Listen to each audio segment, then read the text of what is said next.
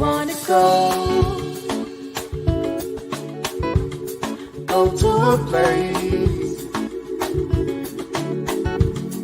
I wanna go to a place. Do you wanna go to a place? I wanna go to a place. I can take you there.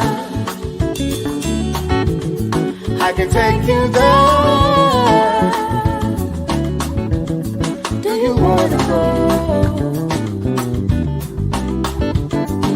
to a place? I can take you there. Say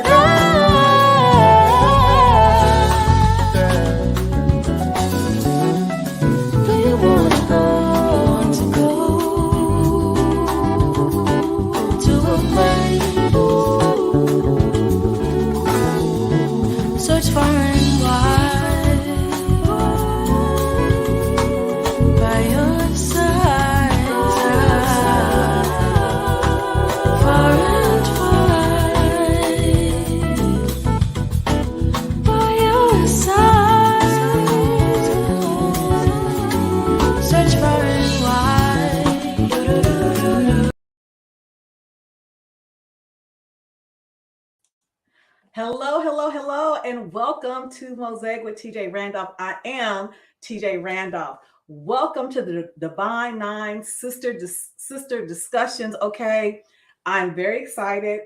I have a full house tonight of the ladies from the D9. Okay, I am a member of Delta Sigma Theta Sorority Incorporated. Y'all know that. Okay, tonight we are going to be talking about some good stuff.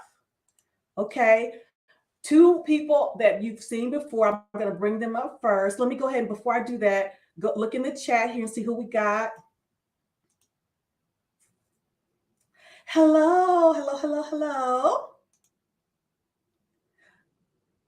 You know, I just try to be as sincere and authentic as possible. We all in this thing together. We struggling, okay? We struggling. Hey, Eugene. Hey, M. Mills. I don't know what is going on. My connection is kind of slow, so I hope we don't have no real serious technical difficulties. Okay. So we're good. Shout out to Courtney Michelle because we're going to be talking about her part 1 interview she did with Shahrazad Ali, and I know she just completed her part 2 that just dropped at 6:00. But we're going to be talking about and chopping it up about part 1. And I've already seen it, but the ladies on the panel have not. So we're going to get their pure reaction. Okay, so I'm going to bring up my first panelist. You all know her. She's a member of Alpha Kappa Alpha Sorority Incorporated. I've known her for what? Over 30 years. She is my high school classmate. Okay. Tamara Washington, bring her to the stage. Okay. Hey.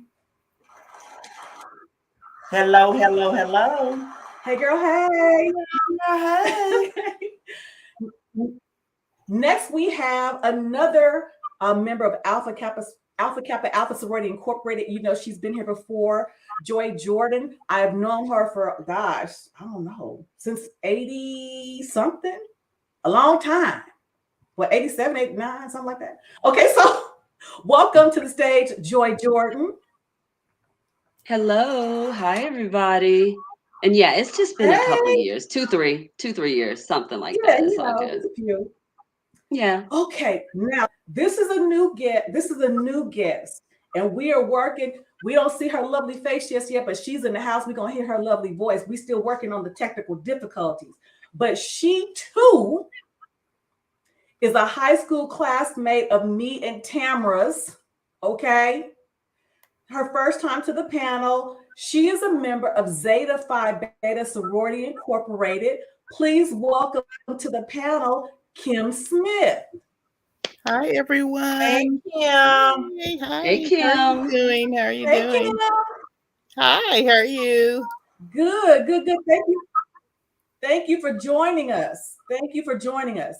Okay, so, and last but certainly not least, this is her first time to the panel as well.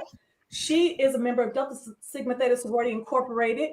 Now, we met as colleagues within the last, I don't know, 5-10 years, something like that. It's been a minute, but you're doing OU. I see you. Okay, so welcome to the stage, Ronnie Clay. Hi, everyone. Hi. Hey, ladies. Hey. I'm so excited. We got a full panel tonight. Yes. Do y'all see my banner at the bottom? I mean, the little The Divine Nine discussion. Yes, we do. See that? We do. And do you see the ladies? You see the ladies? Absolutely, So we I want to do. shout out my niecey Poo Lucky who made the overlay and also who did my intro. That I absolutely love. And shout out to my firstborn nephew, Ryan Adams, whose song now that you all are hearing on the intro. I got to give a shout out to my baby, the hardworking trucker man on these highways and the byways, and also to all my truckers who are out there traveling these highways and byways, bringing us our much needed goods, keeping the supply chain moving. You heard? Okay, let's get into it. I've known you ladies, you have known me for at least 5 years. And the least 5 is going to Ronnie. Let's talk about hair. Let's talk about Black women's hair. What about it? I want to talk about. Yeah. The reason I want to talk about it is because since I've been in these YouTube spaces, there's a lot of talk about how we as Black women, we don't embrace our natural hair, meaning the hair heads. Okay. We do weaves, wigs, braids, lashes, nails, but we're talking about hair right now. And men are saying that we don't like that. Embrace your hair. We don't care if it's short. We don't want to, we want to be able to run our hands through your hair. We don't want to be able, we don't want to have to stop the Love Jones because your weave might get messed up or your hair might be messed up. You ladies.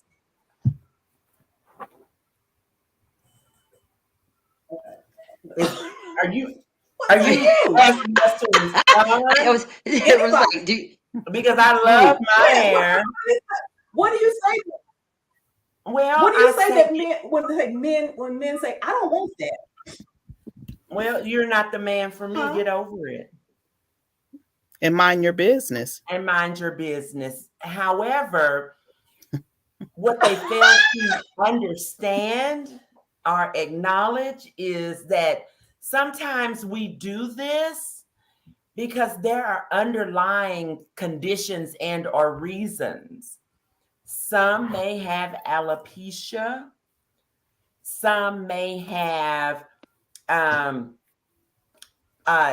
necessarily alopecia, but parts of their scalp where their hair follicles have been damaged, and so the hair no longer grows there.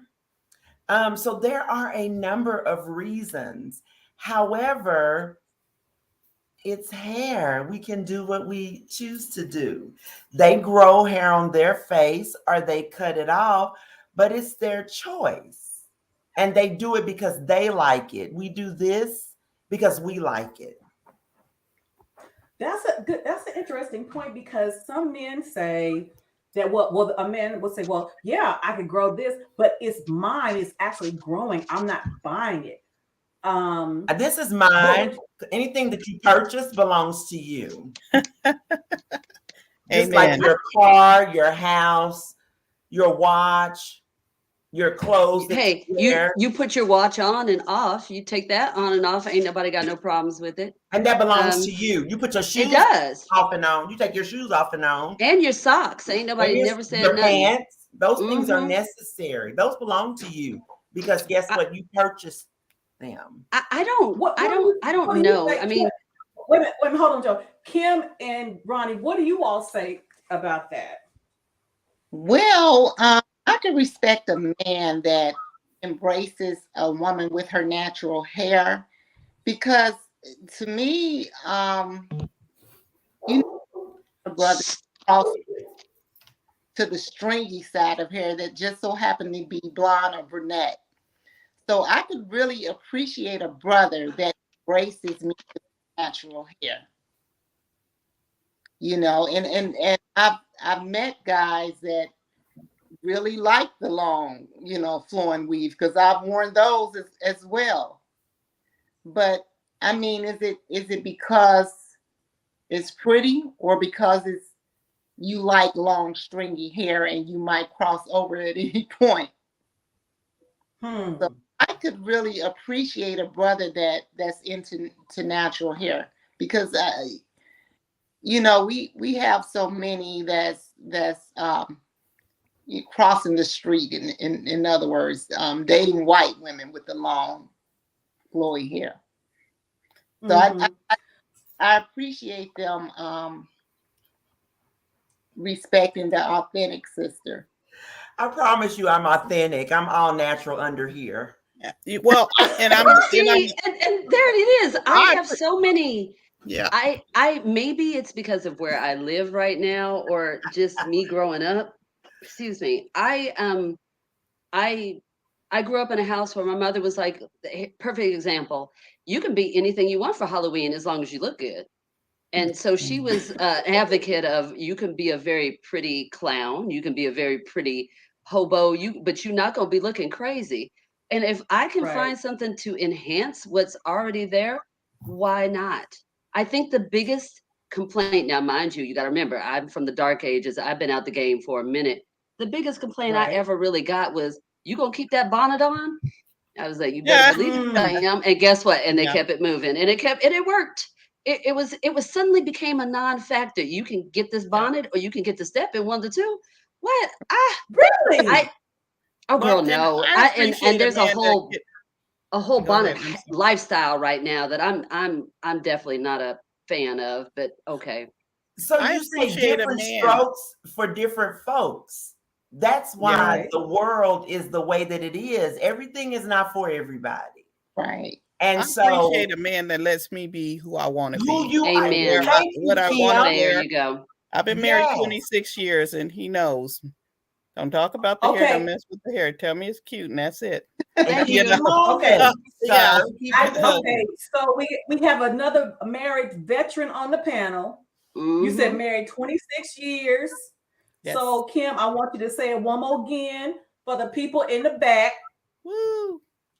About what your husband, about what you told your husband, or whatsoever. Well, he knows, and I've been married 26 years, and we done talked about hair and everything, but he lets me do what I want with my hair. That you know, and he appreciates you for who you are. He lets me be who I want to be. Well, and I sometimes he has comments, but sometimes I have comments back.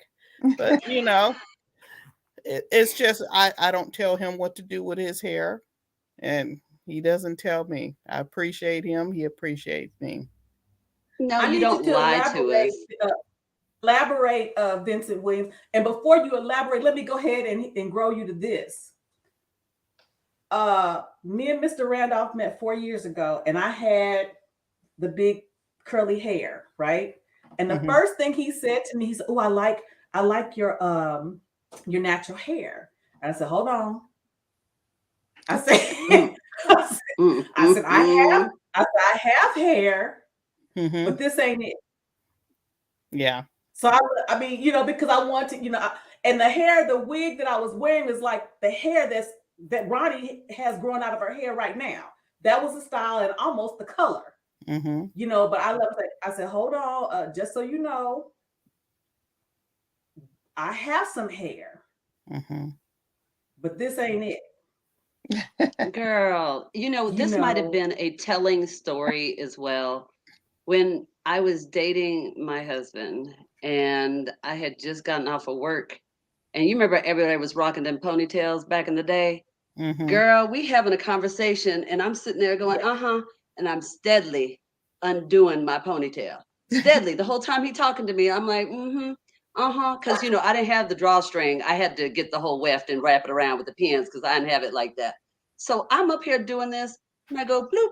And he didn't miss a beat. He looked at me for like, okay. And then I was like going through my hair and I was like looking probably as cute as buckwheat could be. But I was like, he didn't have what? It's not, again, I just find it very disconcerting that people really want to fixate on one thing on a person. And if that is to your detriment, that's you can't see past something, I'm like, okay, well, some people wear hats, some people wear contacts, some people wear glasses. Well, look, so if you met somebody and she is a 9, but she wears orthopedic shoes, oh, you can't do that? What? This is so trivial. Again, and what I hear is, I only hear our men doing it. White boys don't seem to have a problem at all. They ain't never saying nothing. And except for, oh, you look great. I love that on you. And oh, that is a beautiful style.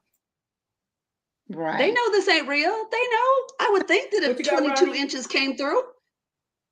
Now, sorry, that's my rant. Joy, get Ronnie in here.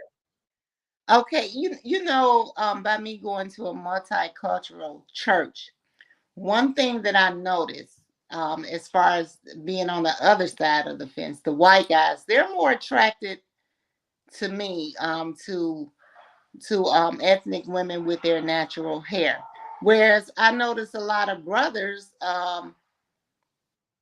if they go on the other side, they like women with straight hair.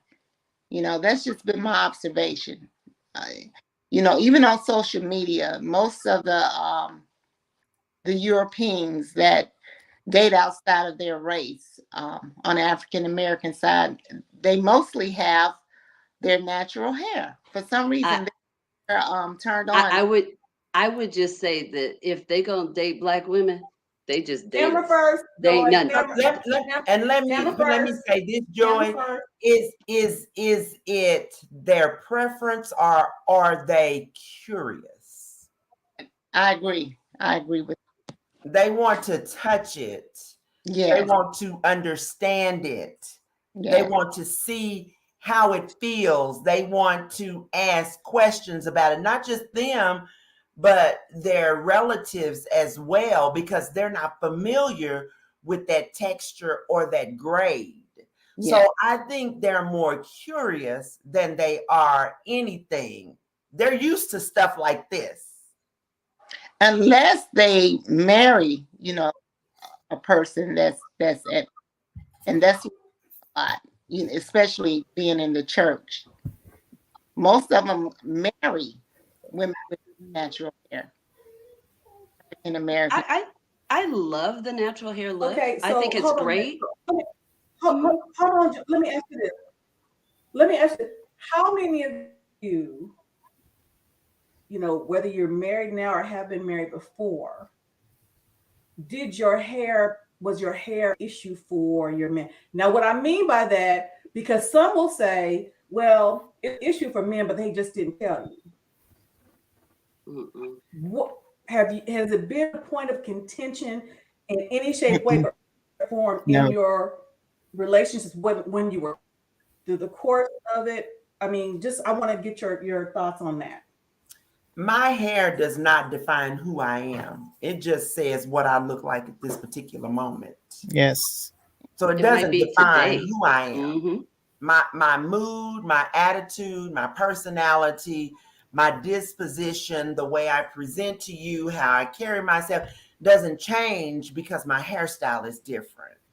I'm still the same person. I totally agree with you. I don't make the hair. I mean, the hair doesn't make me. I make the hair. Right.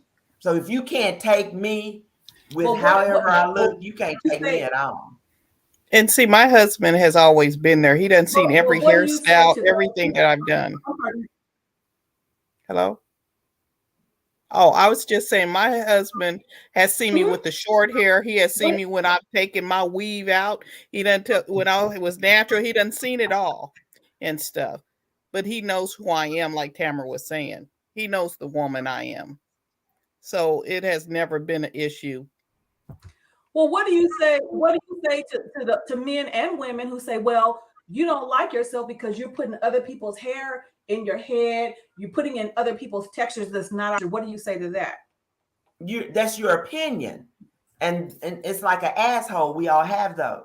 That's right. And so you can't change another person's opinion or their thoughts about you. I don't care. Because I mean, you're the one who's obviously bothered by it because you're commenting on it. I'm going on about my business. I Allow want to me to look be who I am good. at at that moment. Whatever hair that I decide to wear, allow me to be who I am. Yeah. I mean, if I have had people ask me about my hair or whatever, the whole situation about it, and I was like, well, so I've got baby fine hair. I've always had baby fine hair, and it's a look. I mean, there's nothing like getting your hair done, going home, taking a nap, and then you get up and it's gone. There's no style. And let me get this straight. So there are things that I can do to have a style that'll last more than a day. Oh yeah, I'm on it. It's not about who I hate myself or anything like that. I enjoy the versatility of it. It's versatile. And plus when I'm getting up at 5 something in the morning, guess what? That struggle ain't real. I'm good. I'm straight. I whip something out and be good to go. And it does bother me that if you got a real question, go ask somebody. But again, when I see women out and I compliment them, girl, that looks good. They know what I'm talking about. I'm not trying to say, oh, you're doing something less. But if I see somebody like Ronnie, I'm like, oh, I like that. I love the honey. I love that color. So what? It's like a hat. It's an accessory to me. It really is. It's just like if you had a really cool fedora, it's a really cool hat. Like when you had your braids, girl, down to your butt on campus, and then I don't even know where she's going. Do you remember that? That was I such was a looking for the picture. I flex. couldn't find it. I have some pictures, but they don't have you with your hair Okay. that long. They don't. They do not have you with your hair that long. But it was Okay. such a flex. It's like Since an you brought it accessory. up, yeah. Okay, so here's the thing. Mm, I and one thing I do agree with men about this is this reason. And I say this because I always looked at hair as an accessory, and I even went as far as to say that. I used to say that hair and changing my hair, braids down, because Joy, since you brought it up, you remember when I came to school, and I had my braids were so long I could sit on them, and I did them myself. So I was setting trends. You heard? Right. And I used to say, well, hair is an accessory until I started losing mine. Okay, so to the young women, and I do because when we had thick hair, we wore our thick hair. Yes, we diversified it, but we didn't always have our hair hidden. And so I hear what the men are saying now, because now many of these men don't even know what the women even look like because all they see is that. So we Do we did know what they diversify look like? because as you know, They have man wigs now. Do we know that that's really who they are? And girl, but that's not they as have common as I beards. thought, Tamara. They have beards that they can put on. Do we know that is again? But that's I not have the seen majority, some of them. That's not the majority, Tamara. That was, hey, I don't even care. That was It doesn't wizardry, have to be and the it was hype. majority. It was gorgeous. It was However, absolutely gorgeous. It doesn't have to be the majority, but we're not the only ones doing it. Yes, we're not the only all the ones other doing it. people are doing it also. So you're attracted to me because you like the way that I look. But once you find out that this is not grown out of my scalp, then you have an issue with it. But you like the way that I look. Point. Right. That's a good point. That's a good point. Mm-hmm. I'm the same person with it or without it. What's the difference? You're attracted to me with it. Well, going back to what I said with Mr. Randall, I said I have hair, but this ain't it. And I will tell you, and I see things now through a different lens in my 50s than I did in my 20s, 30s, and even 40s. I didn't realize that my hair had started to thin until my late 40s. Okay. My hair had started to thin, but I guess if I would have been paying attention to the women in my family, I would have known that would have been the progression. So instead of hair becoming an accessory that I always called it, because my chemistry had changed, because I was taking medications that affected my hair growth, all those kinds of things, it was not an accessory anymore. For me, it became more of a necessity for how I felt about myself, because I always had thick hair. And from somebody who never had it, welcome to the thin hair club, girl. It's all good. We here. So somebody said, why are you trying to tell men what to accept? We're not. You accept it or you don't. I mean, I'm not. You accept me for who I am and what I like or not. I'm not. I mean, that's a preference. I'm not trying to tell you what to accept. It's kind of like the makeup thing where people go, oh, I can't stand it when women wear all that makeup and they just catfish and they take it all off and they don't even look like that. I'm like, well, okay. She still got the same personality, makeup or no makeup. That's still the same person that you were macking on for 4 hours, and she went home and washed her face, and now you like, oh Lord, she looked like a bottom of a shoe. I'm like, well, she an artist. What you want? It is what it is. I mean, should we just consider them extremely shallow, that they can't seem to get over some presentation? Because that's all it is. Yes. If you can't get past me at this, you're going to see me without this. You're going to see me without a wig on eventually. Yes. And guess what? Not concerned. That's right. Not concerned. Do not care. So mine is a sew-in. So you will see me when I take it out to get it redone. And he ought to be helping you take it out, I hope. He has before. Yes. And Miss Mills has said that it's different for women that are single and dating. Well, you know what? I've had to be there. I've had to be single. I've had to be dating. I am the same person now that I was then. Okay. And the point, and I'm gonna get Ronnie in here real quick. And Mills, you make a good point, but here's the thing. When I met Mr. Randolph, I was dating. And I told him, I have hair, but I told him I got a whole shelf.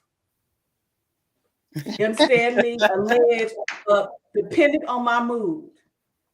I understand that he likes when I wear my own natural hair, and sometimes I do because I know he likes it. But he also knows that my hair is thinning. He also knows that I have a certain level of insecurity about it. And so his issue is whatever makes you feel good about you. Amen. And same for my husband. Right. Because as we get to be over 50, our hair does thin. Yeah. And I've had problems with my hair. And he's seen them. So he'll say, do what makes you happy, baby. Right. And I tell him the same with his hair. Okay, because Courtney has a question. As a matter of fact, we're going to be reviewing her video in a moment. Okay. Courtney says, would the women on the panel have the same attitude if the man they fell in love with? Wait a minute, hold up. Would the women? Okay, let me stop. Would the women have the same attitude if the man that they fell in love with, they thought had a job, ended up being broke? That's different. That's not the same kind of thing to me. We're talking appearance. We're talking appearance. We're not talking about well, I just lost my words, but we're talking appearance, how you look. We're not talking about your status, your ability to provide, at least for yourself. Yeah. We're talking appearance. Your appearance doesn't necessarily hurt anyone. Mm-mm. I would dare say Ronnie, that. what you got? Yeah. Well, let me get Ronnie in there. Ronnie, what you got? Well, men, to me, that wear wigs or topes or whatever, to me, they're just in touch with their feminine side. No. Ooh.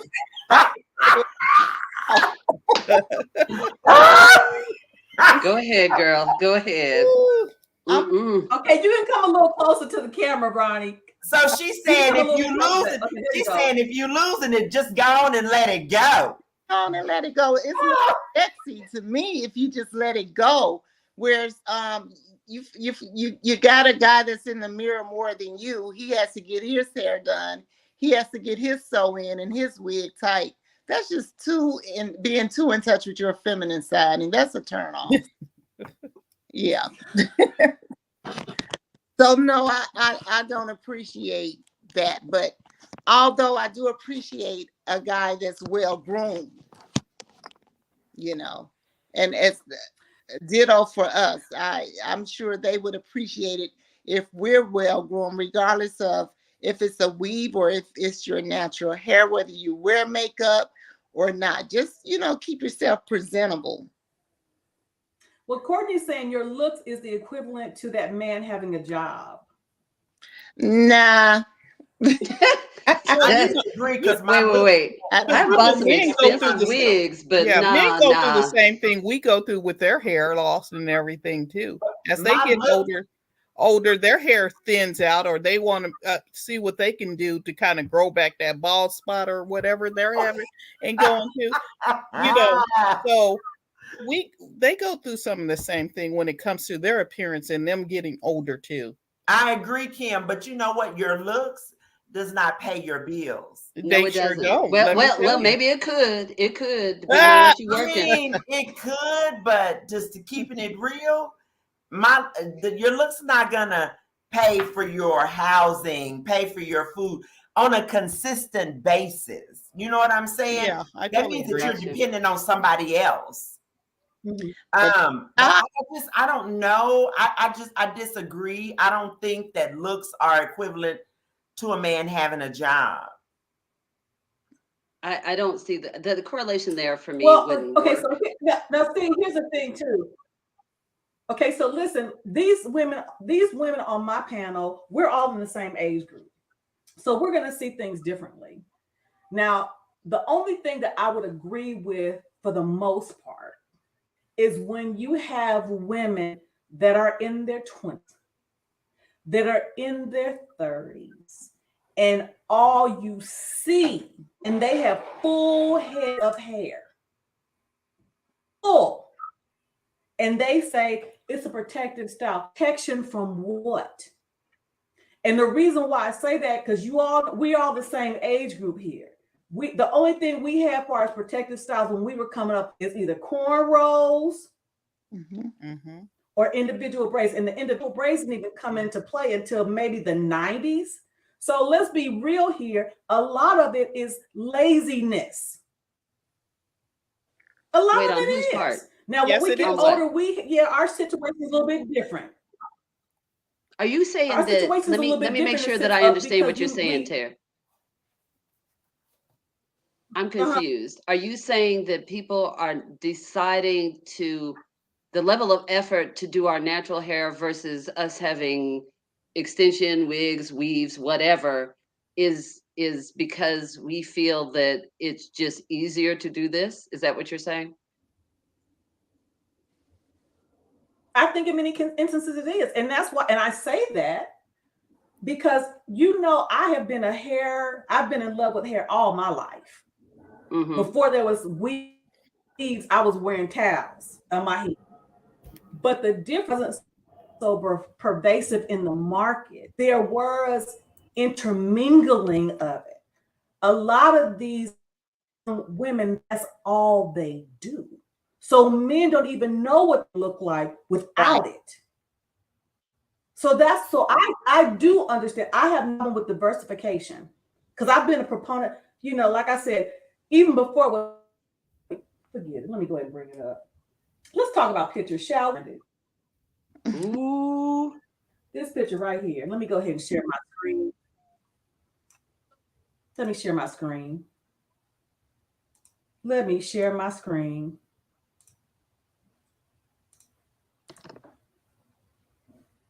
Okay. While you sharing your screen, I was going to make a quick statement. Oh, never mind. It's coming up. Ooh, I know that. I have that picture. You see this picture? Okay, so I'm in the middle. Yes, I'm in the middle. Did You I see take this picture? the what? Right of me? Mm-hmm. You probably did. I think I Lisa did. is wearing a wig. Whose Yes. wig was that? Mine. I think it. Okay. Yeah, I was about to say. I thought it was yours. That was my wig. Mm-hmm. Yes. So this picture was taken in 1992. Woo. So, but the difference is we still wore our hair. We wore our hair more than we wore wigs.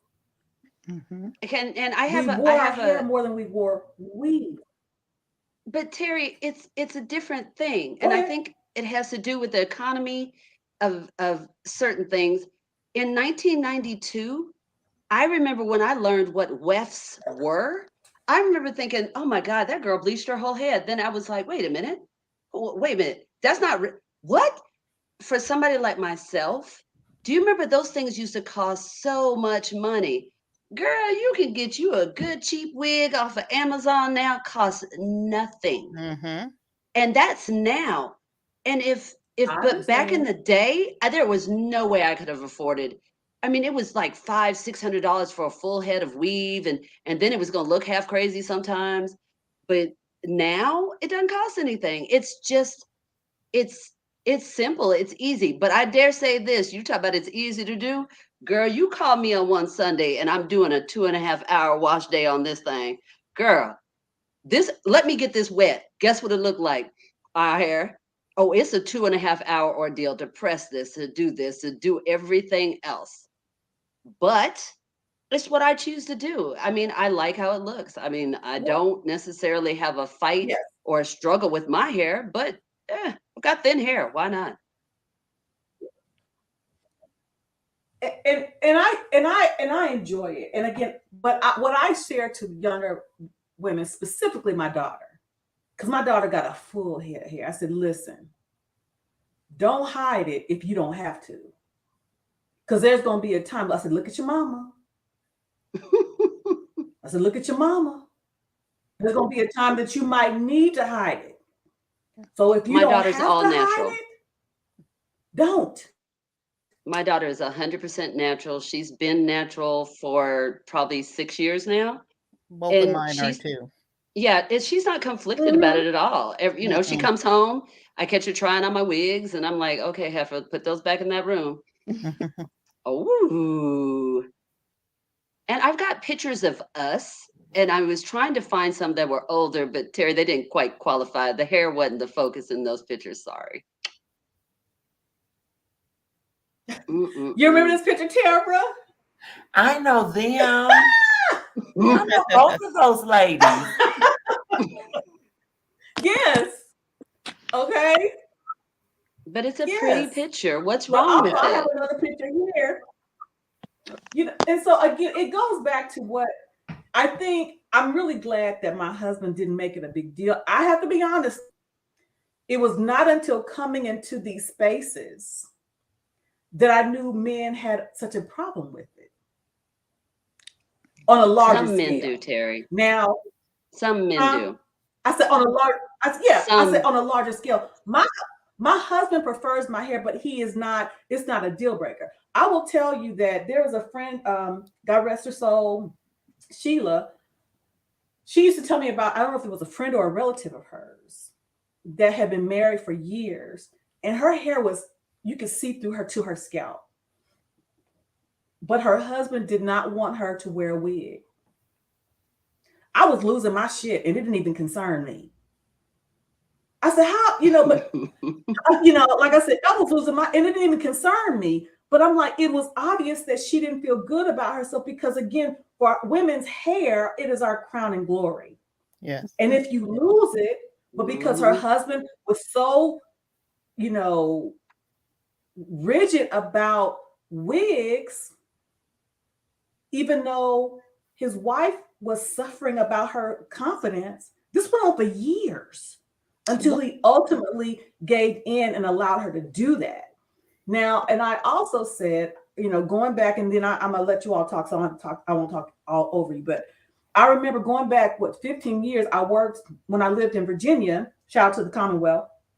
My next door neighbor, I remember she'd be out every morning sweeping the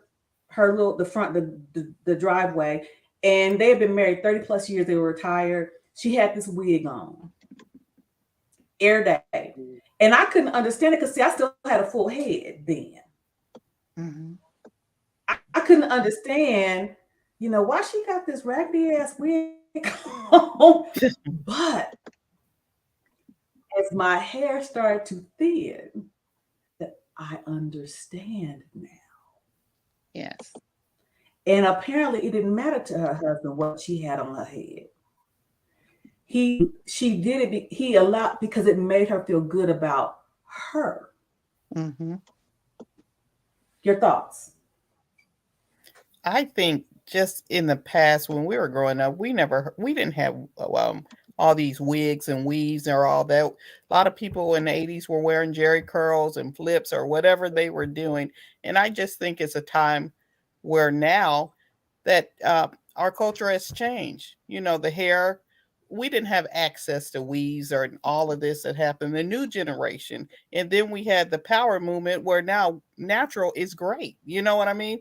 My daughters, both of them wear their natural hair. Mm-hmm. But back then, we had curls and everything, but time have changed and we changed with it. And I think the ladies, my mom and all of them were probably going through the same thing we were all going through right now. I used to see older women with the wigs on there and I would go, okay.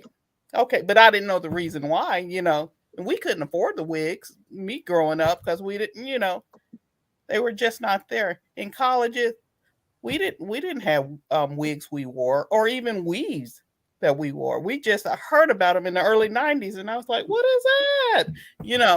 And so it's just different times now, different access to hair. The beauty market is so big right now. It's one on every corner almost. We just have access to different things. And society has changed when it comes to our hair. Mm-hmm. So I think it's whatever makes you feel So good who is about this? That looks like me, Terry. With a head. It is you.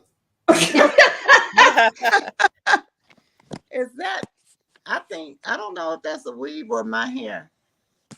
Okay, that looks like a weave if it's curly. That's your hair. Okay. Okay, well, front part is definitely yours. Right. Now maybe some weave intermingled. I can't tell. If it's straight, then more likely it's my hair. I wear curly weaves when I go. It's like wavy. Okay, I can't now, tell. The front part of your hair, I can tell is yours. Okay. So you must have had some maybe intermingled in there. Yeah, I could have. Yeah. Maybe that was post cruise. I find it convenient. Yeah. And it's whatever makes you feel good about yourself. Now, when I travel, I'm single. And for some reason, whenever I went on a fantastic voyage, I had to go get a sew-in. Because I thought maybe if I got a sew-in, then I'll meet someone. But now, when I get on that ship, I'm going to wear my natural. Yeah. So wait a minute. Let's stop right there. Mm-hmm. You said when you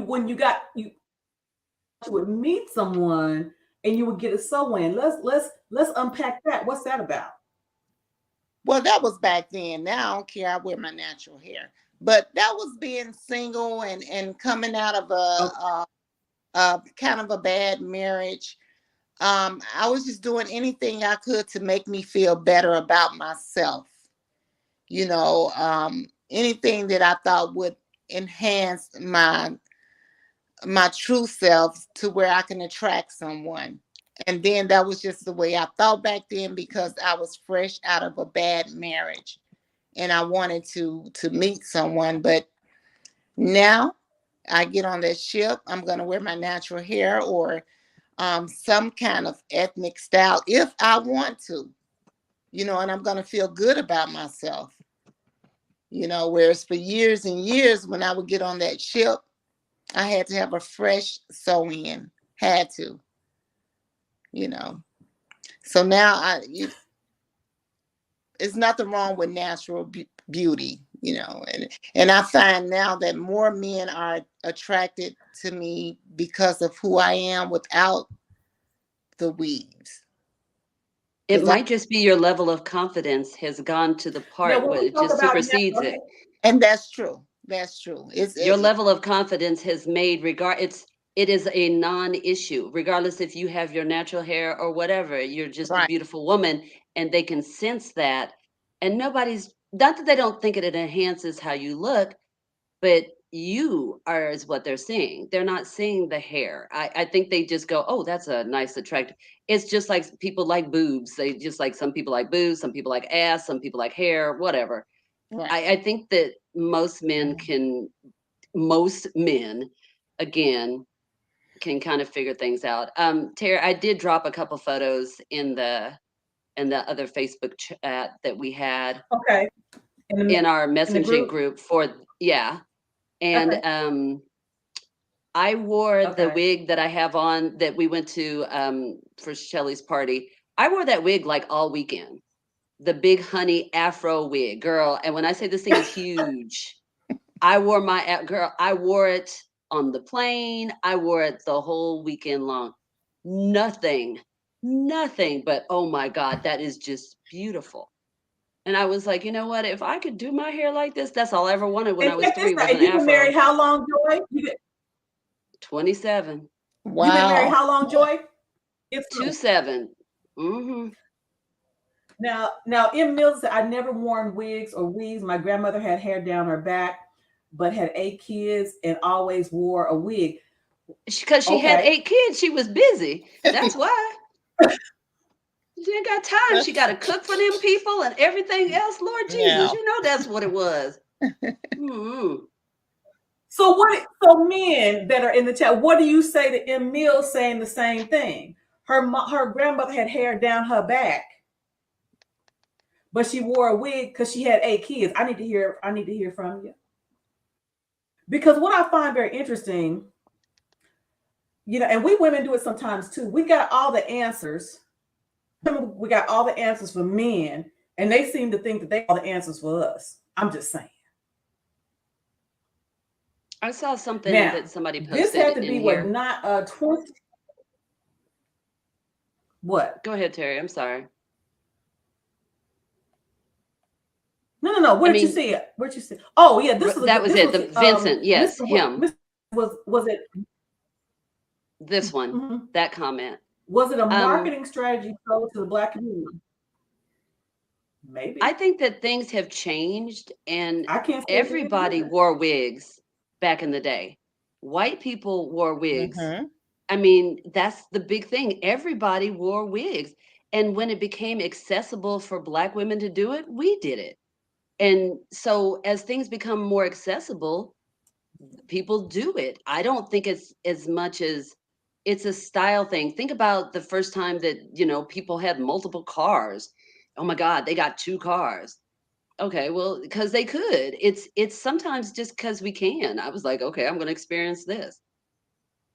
And then, the quality of wigs has gotten, to lace fronts. A person can put on a lace front and it looks like their hair is growing out of their scalp. So the quality, it's quality. Thank you. Oh, you stupid. Oh, you were stupid. You were so stupid. That's what I'm wearing right now. Thank you. Wait a minute, I'm over here sitting up here thinking, going, I don't know what this one is. I don't know. I mean, and I wear thick hair too because I'm not worried about all that other stuff. I'm like, girl, look, I am so far from bleaching knots and all this. I was like, somebody asked me what this is. I'd be like, oh, girl, thank you. Compliment them and say, where'd you get that? I mean, whatever. Terry, thin hair club since I was born. So it doesn't fade me. I don't. And if I don't get to be friends with somebody because they're concerned that I don't have a black image, oh, it's a tear. Whatever. They can keep it moving. I love the versatility of it. I love it, love it, love it. I really like to try to rock short wigs. I just can't find them to cover up my forehead because, girl, oh, I got this 5 head. Hey, I remember those pics too. Ooh, we had some good eating that day. Yeah. I really like the honey colors. So, Kim, what do you got? What do you got, Kim? Well, I just think what you are saying, it's about your confidence.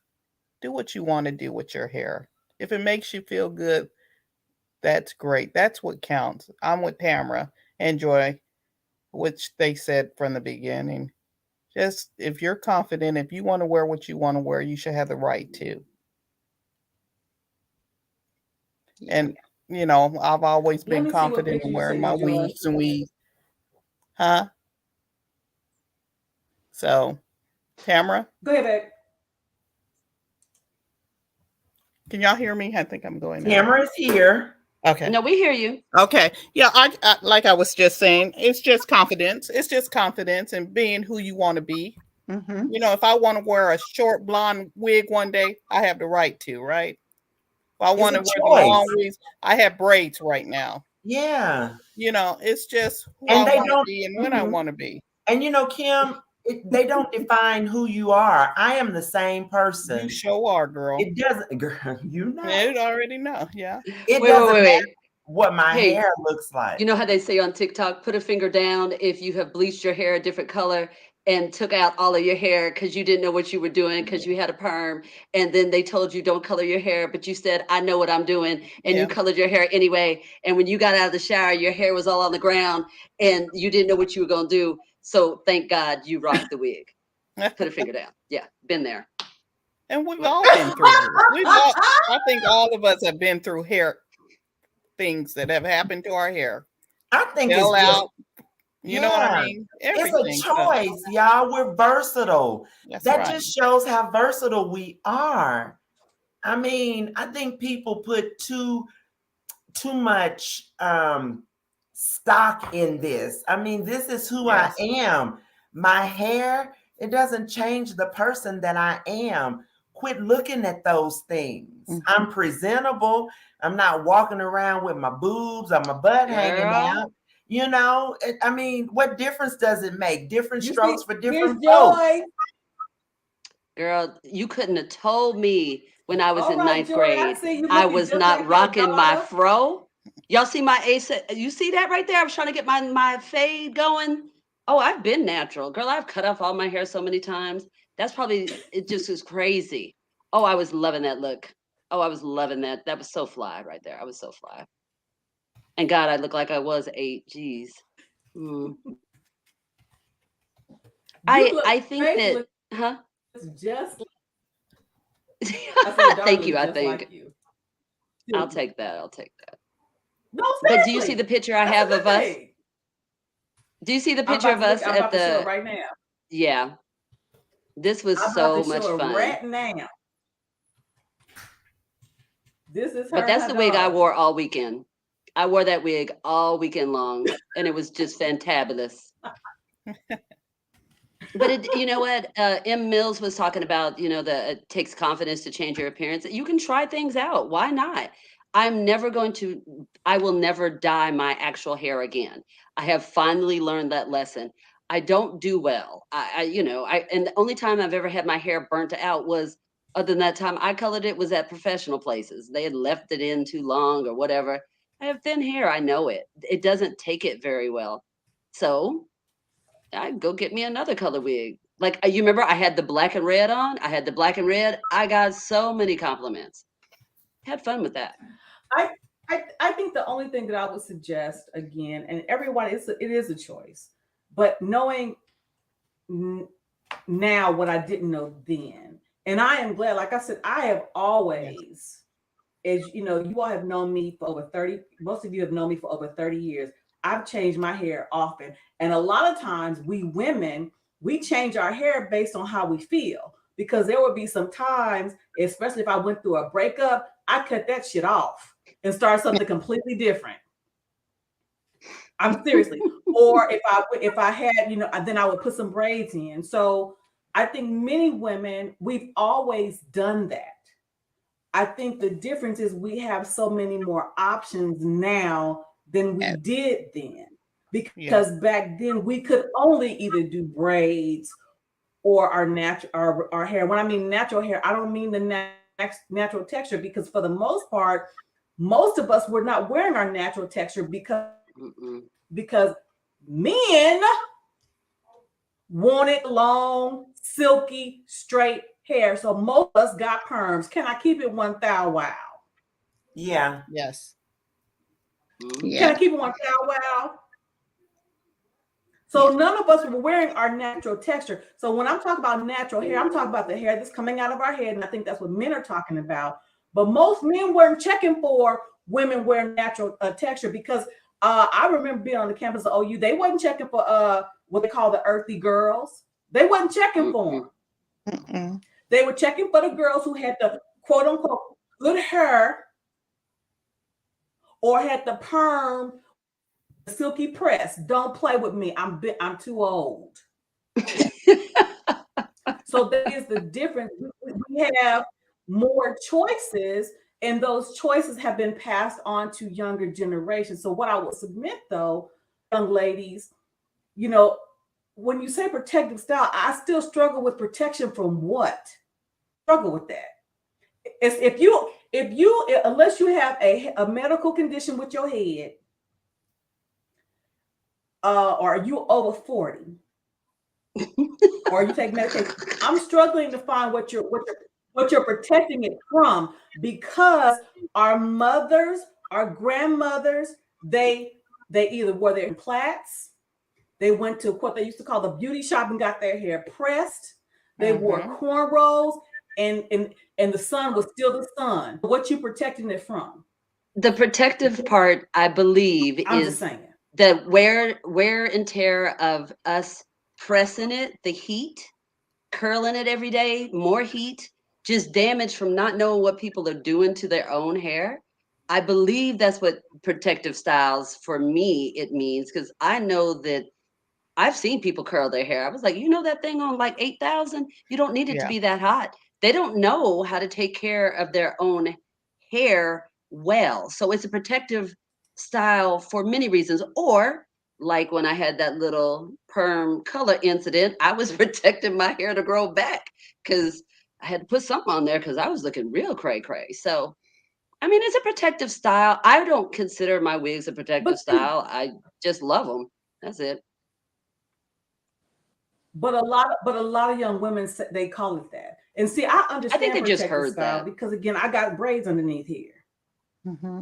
I have braids underneath here. So again, as I'm trying to grow out my hair, as a matter of fact, I talked to my husband this weekend. I said, you know, trying to wear my hair, but my hair is still coming out because I put some chemical in it, trying to make it straight. But you know, enough of hair. We're gonna get into this video. Shout out to Corshell. We're gonna do this thing. This is part one with Shahrazad Ali. She brought the smoke, not the smoke, but the fire. Let me see.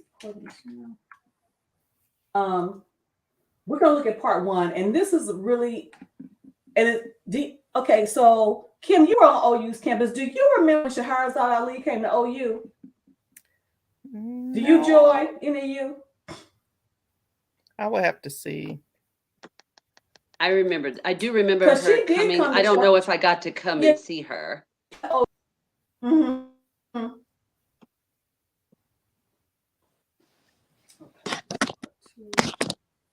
Let me find, because she did came out, and but again, it was a different. Dr. Kevin Samuels, like I remember him trying to question about what you thought or what the time when damn near killed him.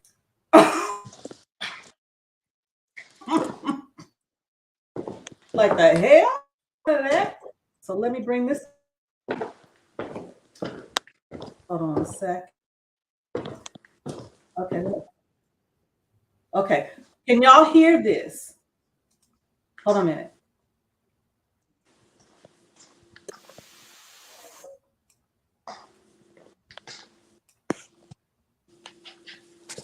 Hold on. I should have had it queued up. Shout out to Courtney Michelle. She did a two-part interview with Lady Shahrazad, and it was really awesome. Let's get into it.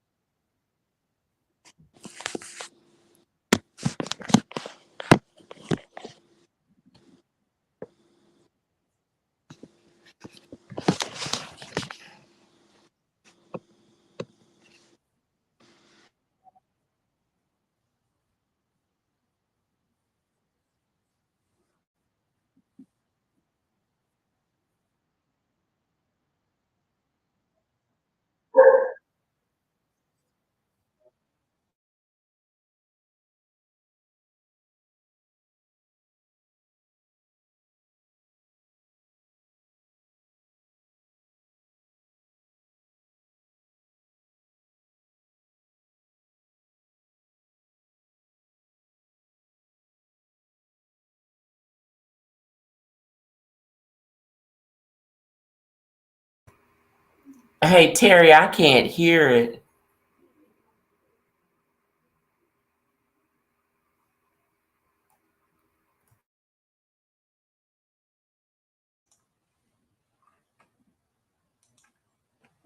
Now you can hear? No. Y'all can't hear that? No. Okay, let me try again. Hold on a second. Hold on a second. Let me stop.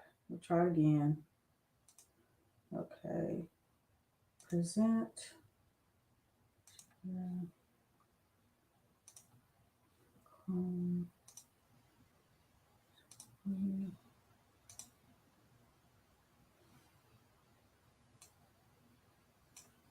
It's just we're gonna talk about the women and we're gonna talk about Black Now? women. Well, that's what I've been talking about for over 30 years. So Yes. let's talk about it. Well, let's talk about it. So, let's begin it right there. So, it has been over 30 years. We're getting close to 40 years. I know your first book came out around 1989. So, the issues that you saw back then and the issues that you see now, do you see a change in Black women? Well, there are some changes, that's for sure. But change doesn't always mean better. It just means different. Right. And so things are different now.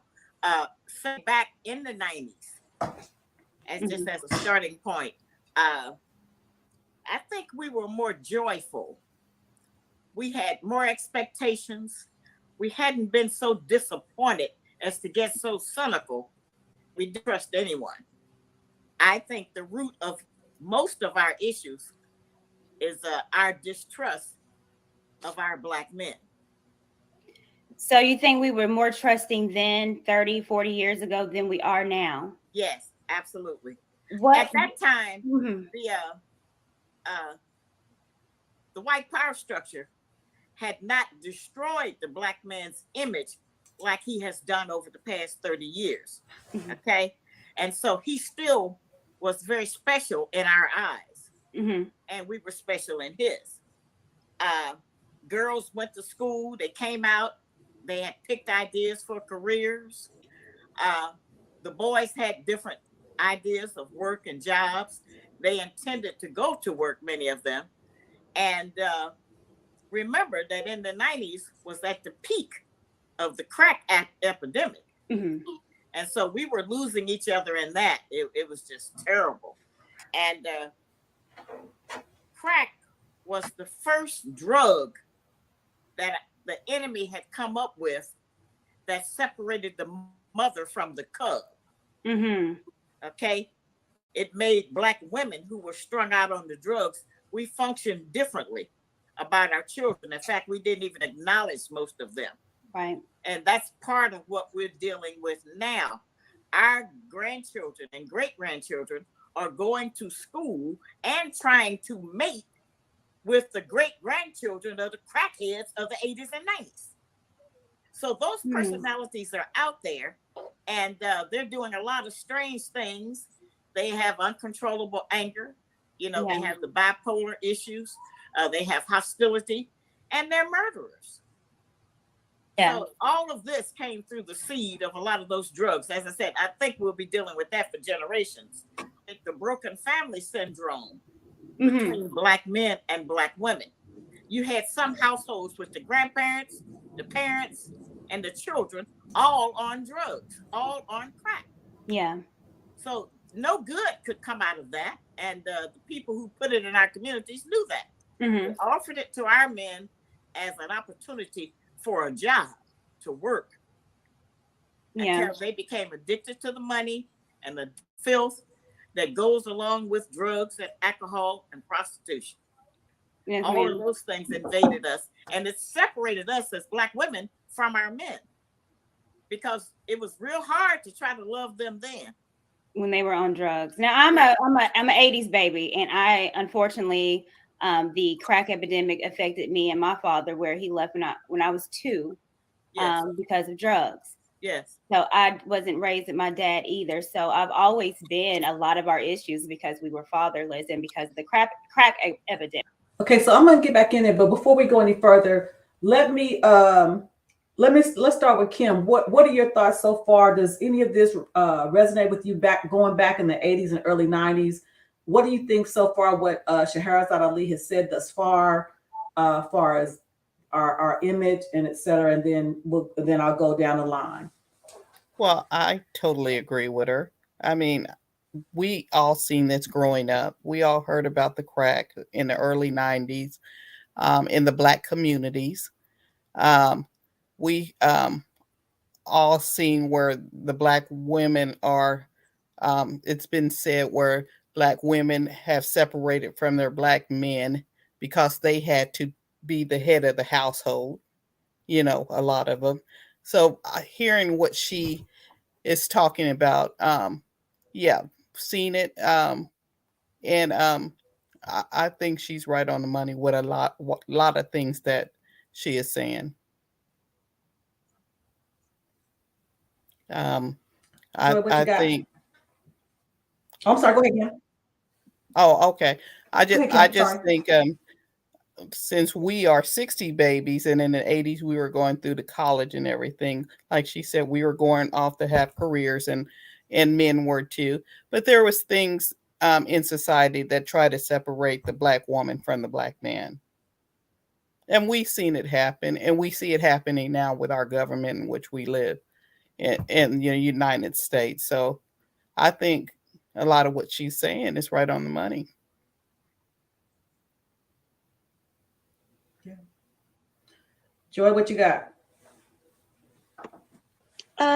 Twofold on this. I actually do agree with a large part of this, but I also feel that it has to do with some additional, I don't want to say socioeconomic areas, but there are less men than there are women right now too. So that also has to do with it. If they were not caught up, let's say, in the whole the war on drugs, all of that separated a large part of our Black community, there weren't as many boys. People were having girls. There were a lot of women. I remember in college that's what you saw. And you saw all these women getting together. We were doing stuff. We were trying to get together, but you didn't see as many men. And it wasn't because they couldn't get into college per se. It was just that there weren't that many. But unfortunately, I do have to agree with her to a certain extent. I do feel like that, we are looking at a large division sometimes. And I think a lot of us, we're fortunate. We're here where we are right now. But for like the younger generation, it's Not that it's slim pickings, but you are going to have to look a little It's slim pickings. differently. Yeah. It depends. Well, if you want to date, It's slim. if you want to date the way that everybody says you should date, just look to see who you want. And I'm just going to date off of principles and everything else. Oh, then it's fine. And I do see a lot of us dating a lot of them. And guess what? They looking happy. I ain't gonna lie to you. They looking real happy.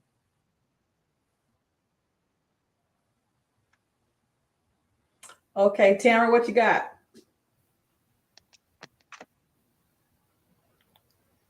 Can't hear you. You muted, babe. Mute. I'm sorry. I would have to agree with all that has There you been go. said. I mean, there are a lot of outside influences, but I think drugs, that cocaine, that's what was the big influence back then. Yeah. Now you have to look forward to what the influence is today, and it's not necessarily cocaine, but at one point it was PCP, but now we have to look at meth and we have to look at fentanyl. And so you have a lot of influences, but drugs has always been on the scene. It's just the type of drug that has changed over the years, and the popularity with the time has changed. And so I agree with what all has been said. And like Joey said, I mean, you see a lot of us now with a lot of them, and they're looking happy for whatever But they're reason. still black though. The baby's still gonna be black, so it don't matter. Baby's It's still. still gonna be black. I'm sorry. You can't That just change cracks me that. up. That That just cracks me melanin, up. that melanin is still in the skin. One drop, just one drop. Yes. And so, I mean, there are so many other. And that's a whole different topic. Yes. Absolutely, it is. Absolutely, it is. And so, the short of the very long, Terry. Ronnie, is I'm I sorry, agree Tamara. with what you're saying. Ronnie, what do you got on that? Did you see what? Okay, I'm sorry. What she said? I had some connectivity issues, so I kind of missed what you guys were discussing. Okay. Well, you have more to comment on, so I'm gonna go ahead and tell you my take on it. One of the things that stuck out with me on this part thus far is she said that the grandkids and the great grandkids, if you will, of the crack era are trying to mate. You have people that have mental health issues, anger issues, and that resonated with me because my father works in placement. My father works in placement with young men. You know about placement, Tamara. So these are young kids that are from ages, let's say 12 to 17. And these young men from, right now where he's in California is most Hispanic, but, my father's been doing this for about 30 years. So he's seen a lot of exactly what we're talking about, these uncontrollable anger issues. Sister Ali talked about their murderers. Well, not only that, my father has dealt, in placement with young men who have these anger issues, these mental health, who are grapists, and that's, grapists, you know what that means without saying it. So all these things are manifested in that goes along with what Sister Shahrazad Ali says, is that these kids, even though these kids were not on drugs, they're the offspring of those, because not only were many of them born addicted to the drugs themselves, they were not being parented. Yes. And then you're sending them out in the world. 8. So let's go ahead and continue. Let me just, can I say Go ahead, something Tamara. before you continue? So what you're seeing is these kids are becoming products of their environment. And so there are a lot of environmental influences that affect them as they develop, okay? So some of them have secondary trauma, and some of them have that primary trauma that has affected them. So they're doing what they know. They're doing what what they've been exposed to, or they're doing to others what has been done to them. Yes. I work as a juvenile service coordinator, so I Yes. work with that population. And when we get kids in, what you're saying, Terry, is right on the money. A lot of them have that mental health issue in the environmental situation. They're being raised by their grandparents, and now with the recreation, or I should say, medicine, the marijuana thing, we're seeing a lot of kids coming in, and they're saying when they're smoking and getting caught, even doing the drugs, they're saying, I need this. This is how I cope. This is how I make it day by day. And these are the younger generation saying that. And I'm talking about all the way from 11 now. We're seeing more in middle school. So they're growing, people are growing up, and kids are growing up like that. And then Their you have brains are wired differently Yeah. because of the Yeah. drug Well, use you from the know, prior stuff. well, Yeah, but you yeah, have and these see, and Kim, you make a grandparents. good tip. Huh?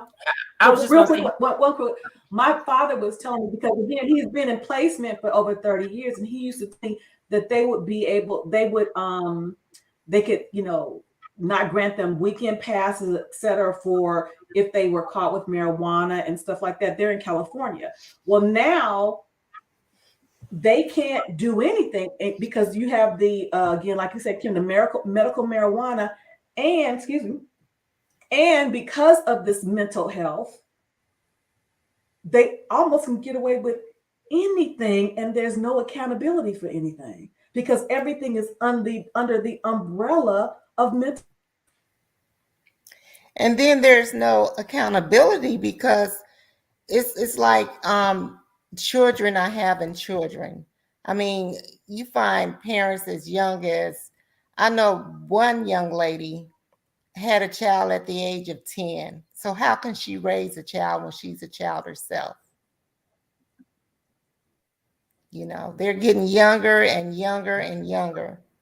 and not only are they getting younger and younger and younger, just to piggyback off of what you said, you have these grandparents and these great grandparents who are raising these kids, some of which are not savvy enough or hip to what's really going on.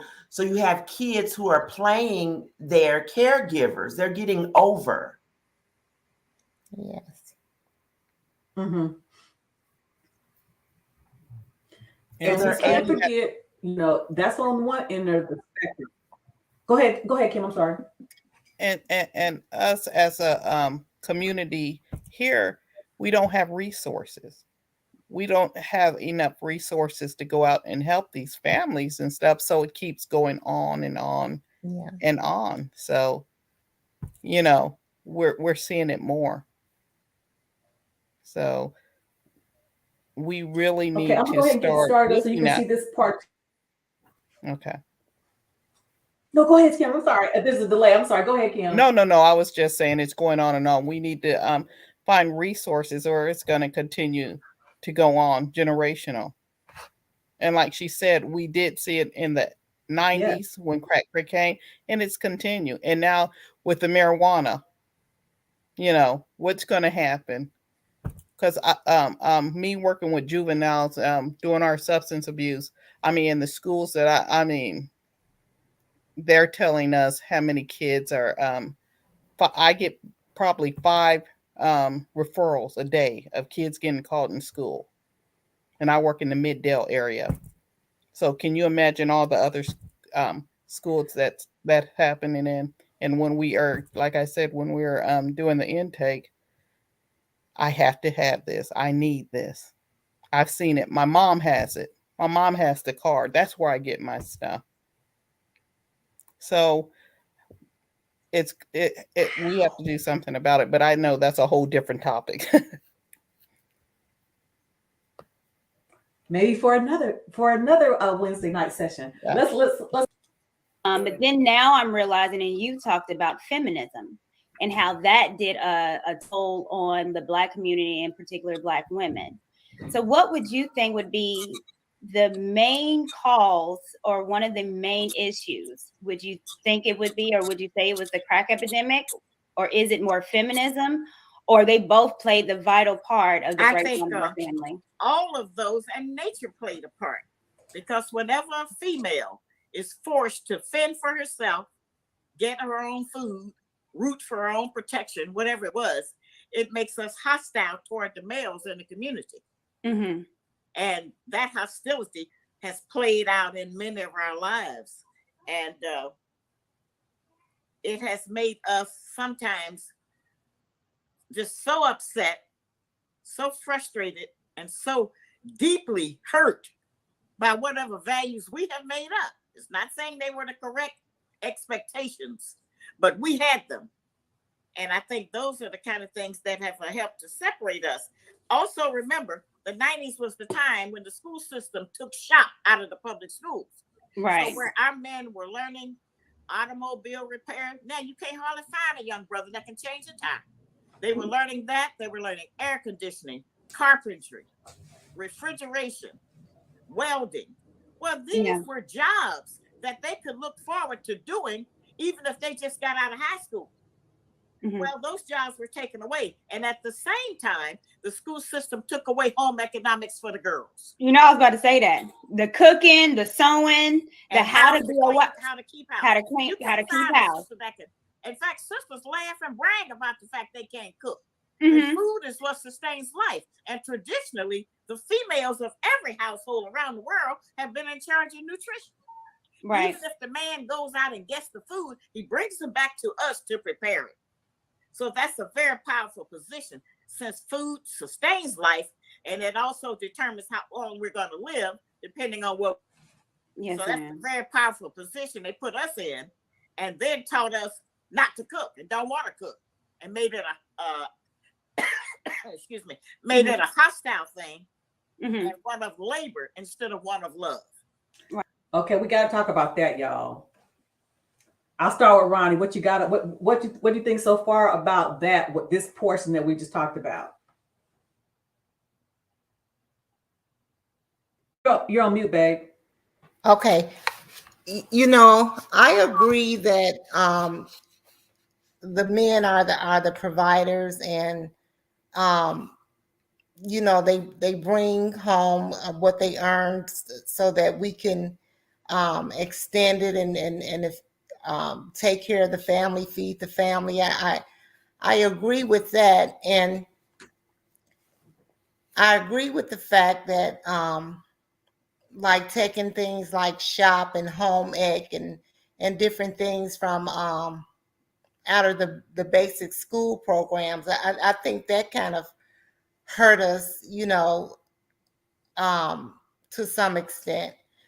But I do believe that a lot of things that we experience starts at home. You know, I was talking to a friend of mine in Chicago. That's my home, and crime is so rapid, you know, because they're void of the basic family structure, mother and father in the household, to where the kids are left to raising themselves. You know, I say it starts at home. We can have uh, many resources, you know, to have programs that occupy their time after school and help them learn and keep them out of trouble. That's fine. But I still say that it starts at home. You know, I came from a family of 12 with a single parent. Father wasn't in the house. It's just my mother raising her 12 kids, doing what she had to do. But none of us, you know, end up going to jail. We, well, my sister gang banged a little bit, but I mean, we had our own game. It was 12 of us, so we can have our own game. But nobody got into any major trouble, you know, because my mother laid down the law and we listened. But, you know, back to what I was saying earlier, these mothers are so young. They don't have the values that say our parents did, you know. back in the day, where mom can come in and lay down the law and the older brother bag her up and everybody was in check, because parenting now, I mean, it's like even grandparents, the average age of a grandparent now is 30s, in some instances late 20s, as it with the young lady I was talking about earlier, having a child at 10. She's a grandmother at what, 28, 29. It starts at home. That's ridiculous. That's bananas. Okay, I see this comment here from Haas Powers. I'm not sure what, I mean, and then it says, beloved sisters of what is dubbed the Divine Nine. First off, there's only one Divine One. So with that being said, I have many gripes with you, sister, for being dormant in reference to the support. I'm not sure what that means, but for those of you who don't know, the Divine Nine is it is dubbed for the original 9 fraternities and sororities of the National Panhellenic. Okay, so that's what that means. And our respective organizations are based in Christian principles. So I'm not here to debate you about that. It reads what it reads, the Divine Nine, because we are the first 9 organizations of the National Panhellenic of historically Black fraternities and sororities. And we were formed respectively because we were not allowed into other social Greek organizations. So that's all I'm going to say about that. Moving right along. Kim, what do you have on it? Well, I agree with what she just said. And historically, we always knew with the government when it came to the Black woman and the Black man of separation with welfare and everything else. And when I remember all the taking away all of those things at home economics and everything. And of course, and like I said before, to break down the Black man. And the hopes was to let women try to live on their own, to try to be the head of the household, to bring down the Black man. And we know our Black men, most of them are the ones that are incarcerated, even though the crimes are, drug crimes for marijuana or whatever. But we know that Oklahoma, of course, is that one of the top um,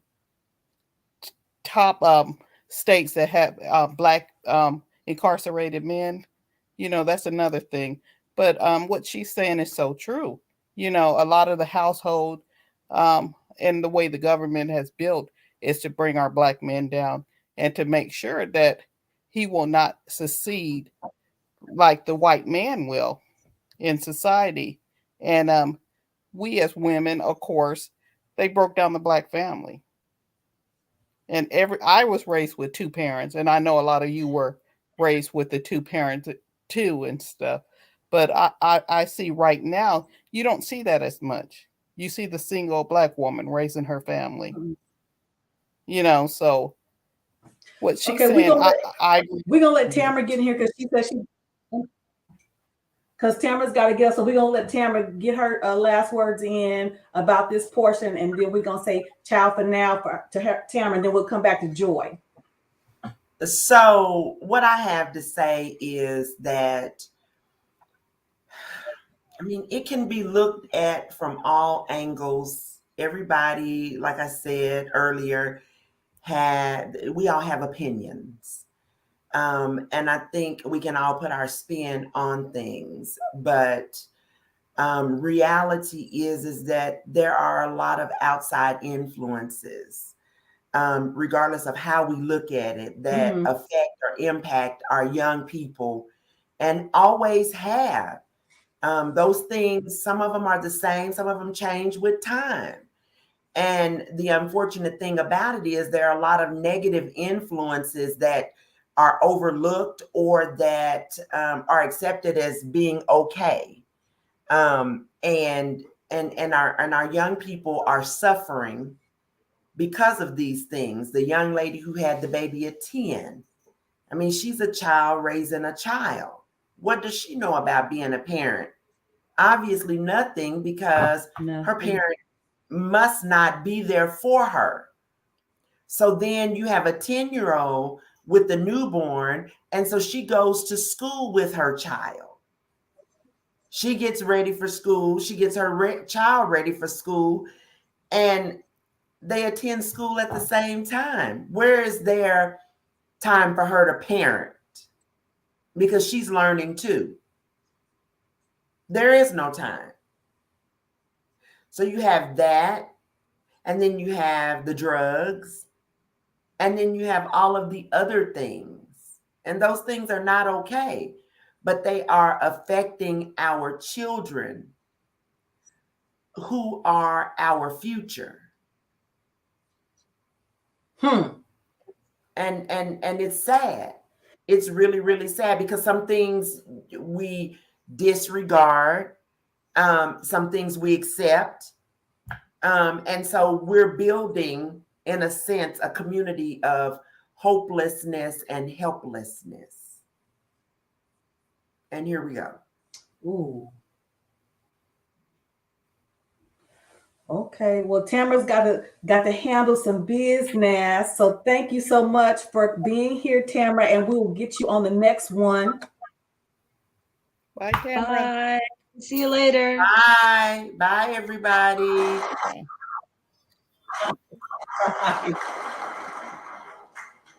So, Joy, what do you have on this?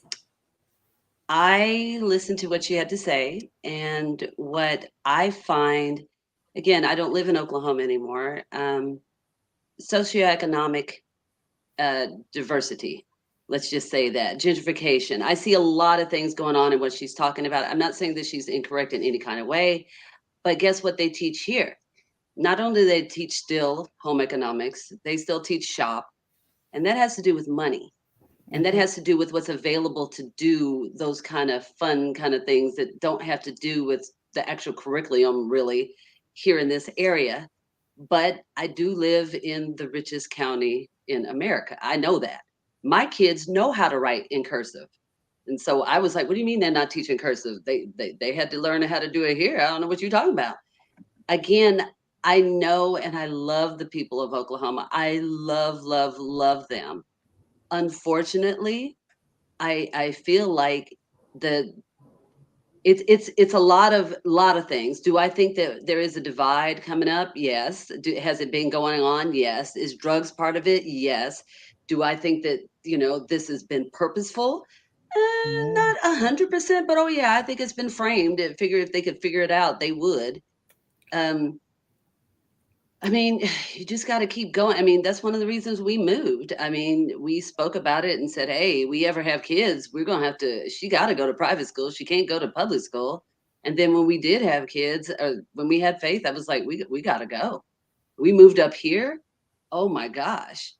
Socioeconomic change, different things. Now, is it still the haves and the have-nots? And yeah, it's still like that in a lot of areas. But here, I would say that the money is the color they see. It's that first, which for the first time in my life, I was like, oh, they don't care that. Perfect story. We were at TGIF, right? TGI Fridays, whatever. And we saw a cop talking to a black guy and a white guy outside. And my husband and I both looked at each other. Well, that brother's going down. The two white cops slammed the white guy on the thing, cuffed him, and they looked at the black guy and were like, we're so sorry, whatever happened, blah, blah, blah. Toodles, we'll see you later. And we were like, what? And that was, we had just moved here, probably been here like 6 months. Things are different up here. Things are different. Not that what she's saying doesn't have merit, but I would say that definitely was happening in inner cities. And the slow proliferation of it has gone out to the more rural areas. Yes, I do think that that's the stuff that she speaks of has occurred. But in other areas, there's always some oases of whatever. I mean, my son's in home economics. He's in there. I mean, he thinks it's great. They have shop here. They do. Again, every little white picket fence thing that they've got in the world. Oh, Loudoun County's doing it. We doing it. And again, Well, that's why we live here. Well, and I think one of the things I hadn't thought of about, and I think it goes back to some of the things my mom said about growing up, even in the 60s, when they started redlining, when she was a young person and it was happening, she didn't realize what it was. All she remembered is that, when she was in middle school, she went to school with all kinds of races, Hispanic, Asian, Black. But then when she went to high school, it was all Black. She didn't realize that red line was going on when it was going on, when it was happening. Kim and I we are high school classmates. I remember, when we were at Millwood, they had all those things, shop, woodworking, I think home economics, all those things. And I remember after graduating, hearing that stuff was going away. Well, you hear that it's going away, but there's no way that you could possibly understand the impact of it going away until 15, 20 years later. And you find, like Shahrazad Ali said, those were jobs. When we were when we were kids in school, we didn't think about the aspect of this could be a job. We just thought it was a freaking elective. They talk about that on the radio here a lot. You hear, again, it's such a different mindset up here about certain things. And I don't know if it's because the proximity to the capital, probably. It's definitely different. I don't know. I wish there was something. I don't believe that it's just as simple as just that for me. And yeah, I've been trying to read this. You go with that. Go with God. There's a lot. There's a dissertation that's going on in the chat, and I'm just going to go ahead and deal with it. I'm going to deal with it. Hold on a second. I would like to say that, I know I was fortunate growing up with both my parents. I feel like the best gift that I can give to my kids is have them be instilled with some serious values that we were brought up with. And not all them values is the greatest values to pass on. Hey, I deal with my children differently than my parents dealt with me. Good, bad, or indifferent. We do have a professional, licensed professional therapist to go through some things occasionally and ask her. She'd be like, if you don't leave these people alone. So again, everything's different. It all changes. But we also have to take some accountability too. Not everybody's on drugs. Not everybody's doing stuff. Not everybody is. And we have a tendency to look at the stuff that's bad or the horrible stuff, but there are still, matter of fact, just point of contention or whatever. Faith, my daughter, she was in Norman on game day and got a flat. Now I can tell you, yes, we have AAA, the whole bit. 2 white guys stopped, helped her, fixed her car. And she was just like, hey, what can I do? Can you come by my job? I'll hook y'all. They were like, no, just, if it was our daughter or our mother or sister, we wouldn't want that to happen to her. And, those kind of values are still there in America and in every place. How old were they roughly, do you think? It was a dad and a son. And she said they did not look like they were affiliated with the university in the sense like his son was a student there or anything. These was just some good old boys. Okay, Pumpkin is cute, but still. Well, one of the things I think about, though, is what she said with respect to you can hardly find a young man who can change a tire. That's true. You can find. I said hardly. I know, but again, it's if you think it's important. Does your daughter know how? No. Really? But she can cook, though. Okay, well, Pumpkin can cook. Pumpkin can cook. Actually, Kevondrick knows how to change tired. But the truth of the matter is, when again, when we go back to those things that, and like I think no, maybe Ronnie said, it does start at home. But even though most of us, what most of them came up in 2-parent households, some of us, like myself, didn't. But you had a community of men who taught the young men how to do those things. You had a community of women who taught young girls how to do those things. So we don't have away from schools simultaneously the influential men and women were taken away as well. Well, I mean, think about our groups. Think about that we're all in, our sororities and fraternities and stuff like that. We're still groups of people. What do you think that debutante ball was about? I saw something on Facebook that actually was I think you're in that group too. Somebody said, do you know how to do this place setting? And I was like, yeah, I do. I know how to do all that silverware, all this stuff. Well, who taught me?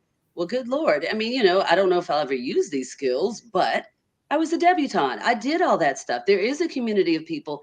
It's not totally gone. I'm not going to say that it is dwindling or anything to that. I just want to say that there's still things that are being taught out there that they're still there. It is still there. You might have to hunt a little bit.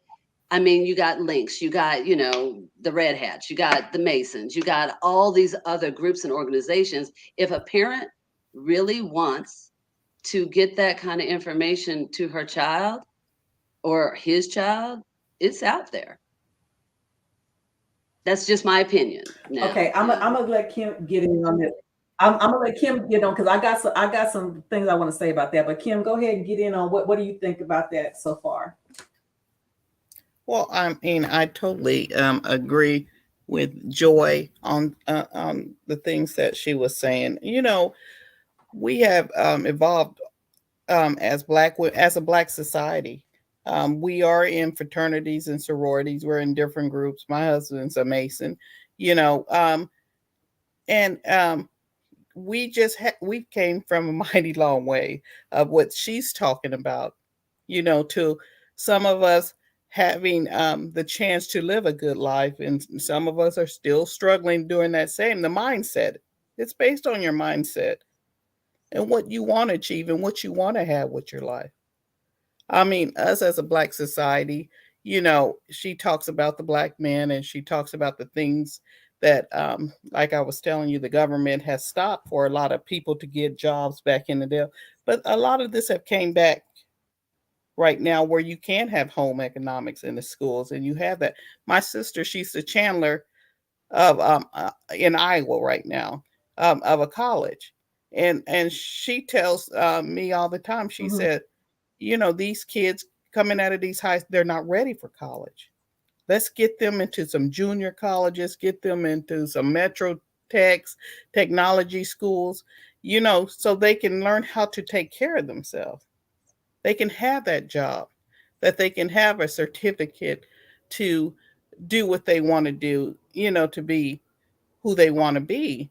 But I'm with Joy, a lot of this, I hear her and I agree with her on some of the past issues and everything. But today's a new day, like you said, Oklahoma is still kind of behind based on, and that's why a lot of people, our Black culture, have moved from Oklahoma, because they know what Oklahoma's about, so that's my input on it.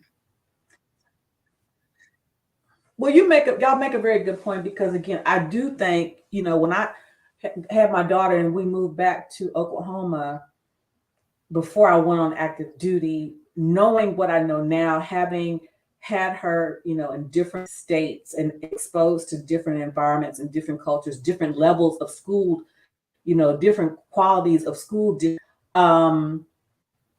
in some school districts, like Joy is talking about. When I lived in the Commonwealth, she went to public school, but then there were some when we lived in certain places, I'm like, hell no, she ain't going to no public school, because again, to the opportunity. I'm sitting here talking about, when you talk about links and all those kinds of things, it takes me back to, being in Oklahoma in the 80s, being raised by a single parent. My mom did not have that information, did not have the resources, I didn't know, those people who went to debutante balls, those people were, they look, I was not in their league. So what Terry, enabled me to Terry, have access to different things. Huh? and one thing that I think we do not have now that may have introduced you to some things there Right. while your mother might not have had those resources. Television was different as well, a different world.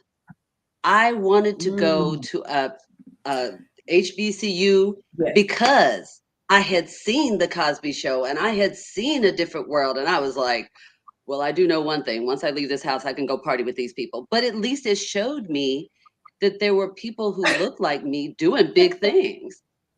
Okay, it didn't quite work out This that is way, true. but This I is true. did get, hey, when, I remember when I finally did get to This is true. Morehouse and Spelman, I was like, okay, by then I had really kind of figured out who I was and my identity, and I was cool. But, we had different resources. Now the attention span for our children is so small. I mean, but you saw a different world. You saw stuff. Yes. You got to learn things, and it was such a different exposure. And now I think about, the attention span being 3 minutes or less. That's it. And it's I mean, we could be here all day on this. And Yes. I agree. I mean, I'm not saying it's all great. I'm not saying that. I definitely am not. But the struggle is real, but it's always going to be the struggle. There's always going to be something out there. We are always going to have to work twice as hard. You already know, we just gonna have to. And I didn't really even think about it. And I was like, I said something flippantly to my daughter. She was like, oh yeah, I already knew that. I was like, really? Where'd you get that from? She was like, oh, I just knew intrinsically. Okay, yeah, right. But it might be true. I don't know. Kim, I mean, I'm glad Ronnie, it's what not you just got in, sounding like because I'm your just baby going is crazy here. no. When I listened to Shahrazad Ali and what the interview, I agree with a lot of what she's saying, and when I'm listening to her, quite frankly, it's like listening to my mom, because my mother is saying a lot of the same things, but I think for this woman, because she's been saying these things for the past 30 years, back to when we were in college, and even my mom, who's like 2 years younger than her, did not have the foresight. Many women that are even in her age group did not have the foresight that this woman did 30 years ago. Iyanla Vanzant is a primary example. Iyanla Vanzant, there's a clip of Iyanla going in on Shahrazad Ali about the stuff that she's talking about now, only to fast forward 20 plus years to Iyanla saying, yeah, she's right about a lot of stuff. Ronnie, what you got? Well, to me, I gave you all a kind of a glimpse at, how it's brought up, 12 kids, single parent household. It's to me, it depends on how hungry the individual is. For example, my daughter, Terry. My daughter went to private school. She's in one of the best school districts now, even regardless of how I came up. I always wanted the best for her. So I worked hard. I studied hard. I did what I had to do to make sure that she received the best education, so that she'll have a fighting chance, so that she'll be a step above, can get in the best schools. She's a graduating senior this year. So it's up to the individual. I didn't have a lot of, I'm not going to say it's entirely up to the individual. I didn't have a lot of resources, but I was hungry. I just wanted better for her and better for myself, And I can agree as with that. I'm a single parent, I'm a single parent. My mother did the best she could, and I think she did good with all of us, as I'm doing with my daughter. you know it's just up it's really how hungry the individual is, and them wanting better for their family. That sounds so. And I'm just, my question, real quick, would be: do you feel like the strive and the go get it kind of hunger that you have to do things? Do you find that in the rest of your brothers and sisters? Absolutely. Every one of them. Absolutely. Everyone. Pretty much, yeah. Mm. Absolutely. I don't know if it came from watching how my mother struggled and made it. I could remember times where my mother, she wanted to continue her education. She would have me take me by the hand, and we'll walk across the boulevard, what we call in Chicago, Garfield Boulevard, and just turn out, and she would take me to class with her. And this was at I was like 4 or 5 years old. She passed away when I was 6, but I remember her taking me to class with her. Even if she didn't have a sitter, she did what she had to do to make it better, for us. So I think I got some of that passion that she had to see her children do well, and to take care of her children the best way she could. And Best interestingly way. enough, not that this is your situation, Ronnie, but it kind of goes back because we are, so basically we came of age in the 80s. So that means it kind of like, and I'm not saying that that's the situation with your mom, but with Shahrazad at least stated that you had a when Courtney asked, did we think feminism played a role in it? And she said it's part of that, and also nature. When a woman is forced to fend for herself and her kids and all these kinds of things that a man would normally do, there is a certain lack of trust for the man, because again, we've had to fend for ourselves. And when we sit on this panel, we are in the same age group, in the sense of coming up age in the 80s. Not to say whether we was affected directly or indirectly with the things that were going on. I know as it relates to me, I was affected directly, as it relates to some of the stuff that she's talking about. But I think it goes to what she's talking about, that when you have women like your mom, who had 12 kids, who basically had to fend for her, and it was like, failure is not an option. I've got to do this. And I think, and I don't want to get too far off topic, I think in so doing, that's what spawned or sparked many of us becoming these independent women, if you will, because we saw that. Am I wrong? Correct me, please, if I'm wrong. I I think don't you're think that you're correct. wrong. I I think you're think you're totally correct. correct. Yeah. And I think that was even with both families, with the Black family. I just think they always wanted their families to do better, their kids, to give them that home. Of course, we didn't understand that, but we do as parents now. We understand what they went through now, because we've had to do that for our own daughters and sons. But of course, my sisters were young, single parents by their, raising their kids too. And I see what you're talking about. If you had to do it by yourself, you did whatever you needed to do to make sure your kids was fed, clothed, and everything. And we all want the best for our kids. But like she said, they took a lot from and she just goes into the Black father versus the being taken out of the system. But some parents have to do it on their own, especially the Black woman. The Black woman has a lot of strength. And I know I was raised by a strong Black woman, even though she was married. She taught me things that only she could teach me, with how she raised us as her kids. And she was the discipline. She Mhm. was the one that made sure we knew how to do things, Mhm. be respectful. That was her position. And that's where I think I get a lot of that from my mom, even though we had our father. So I totally agree with Mhm. Ronnie, having that strong presence. And I know all of you probably did with your mom, even if you came from a two-parent home or a single parent home, of what she brought to the table individually. Can you guys see this? And I think Can you guys see it? I don't know if it shows up.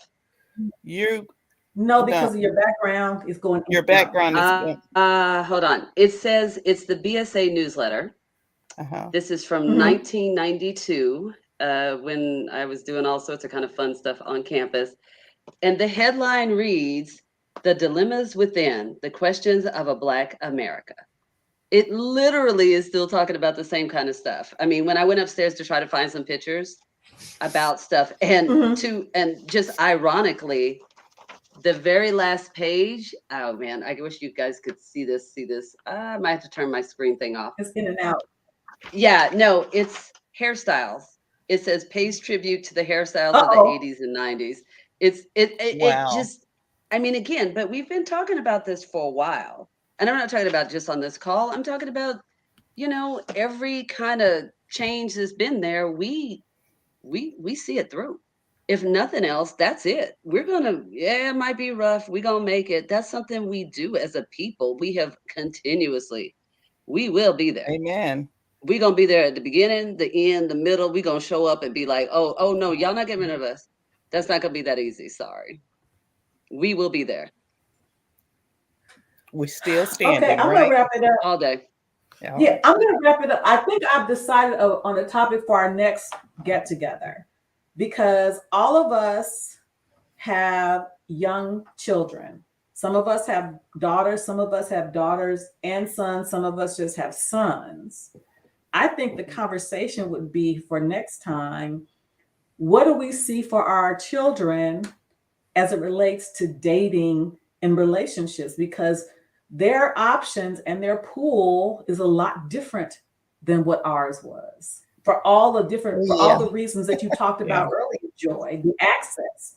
I think that would be a really good conversation for next time, because remember, our parents would say to us back then, I wouldn't want to be dating in your time. Now we're saying that to our kids, and it's the truth. Yeah. But they're still here, and they still endeavor, for the most part, to have relationships. So I think that would be a good topic for next time. What do y'all think, ladies? I totally agree, Oh, because I'm yeah. saying it to my daughter right now. I'm like, ew, you, where you getting the boys Well, from? Yeah. yeah. And see, Joy Yeah. has a son and a daughter, Oh, okay. Would you and we do want to have, have them interviewed at all? if they're open to it, I have no problem with it, parents. Ooh, okay. Maybe I'll get my son on there. My daughter is going to be a lot more ambivalent, but you know what? I'm going to see what they'll say. Okay. Yeah, I mean, because again, it's different. And as parents, our parents not feared, but they were concerned for us going out into the world when we thought about wanting to have relationships and be married and have children. And they thought, and it was comparatively speaking, so much more than they had to contend with when they came of age in the 60s. Well, now fast forward, our kids have so much more to contend with than we had to deal with in the 80s when we came of age. I mean, it's completely different. I mean, my God. So I think I'm gonna say the other part. Huh? Go ahead, Kim. A lady asked if do kids date these days? That's what a question. A lady had asked me if Girl. these kids even go out for dates anymore. So yeah, it's a whole Girl, different that's like you said, generation. that's a whole They do. conversation. They do. They That's do a up whole here anyway. conversation. They do. But do they They dance still with date. each other up there? Yeah, and yeah, she had asked and stuff, and I said, I see it Yeah. at least the first. I see the first date at least, And my husband's old school, so daughters, you got to come to the house, man. You got to. They were growing up as teenagers. You got to meet me. but nowadays you don't That's what see I'm that talking a lot. about. So I think Oh, I can't we wait. stopped about halfway through the first part, and so by next time, what I'll do ahead of time, I'm going to send I'm going to send the rest of the link for this video as well as part two, so you ladies can do some homework to get ready for the next part of the conversation, because I think it's very good. Because I agree with a lot of what she's saying, and I have to say, as a 55-year-old woman now, I'm like, wow, you couldn't have convinced me of a lot of this stuff when it was happening, because we were right in the middle of it. Yeah. And I will say this before we go: what she says about brag about not cooking, I was one of them. Yeah. I was one of them. Hmm. I was one of them, and a large reason for that, it wasn't because I didn't know how to cook, but because I was cooking at the age of 8 as a Right. latchkey kid. So by the time I got ready to graduate high school and go to college, I'm like, I ain't cooking for nobody. But see, that's a But it wasn't difference. that I didn't There's know a how. difference. There's a difference there. Yeah. You did know how, you just didn't want to. Like myself, oh, I do know how. I just hate to. I don't particularly enjoy any part of cooking ever. And do I do it? Yeah, all day, all the time. I hate it. You can ask my whole family. Does mommy like cooking for you guys? No, she doesn't. Does she put love in it? Uh-huh. But she hates it. She hates all of it. I find it, that little Tovala commercial? I've told everybody in my house, as soon as RJ graduates from high school, y'all better get that little oven coming to my house. I cannot wait. I cannot wait And for I that was the little. youngest out of four daughters. So, all my older sisters always cooked and had to. That wasn't my job. So I learned to cook. Now I took care of my family, and everything. But I'm with Joy. Do I love it? No. Not at all. Especially now they're grown. You better fend for yourself. Now I cook for my man, but these other ones, you can't be picky in my house no more. You're grown. Okay, so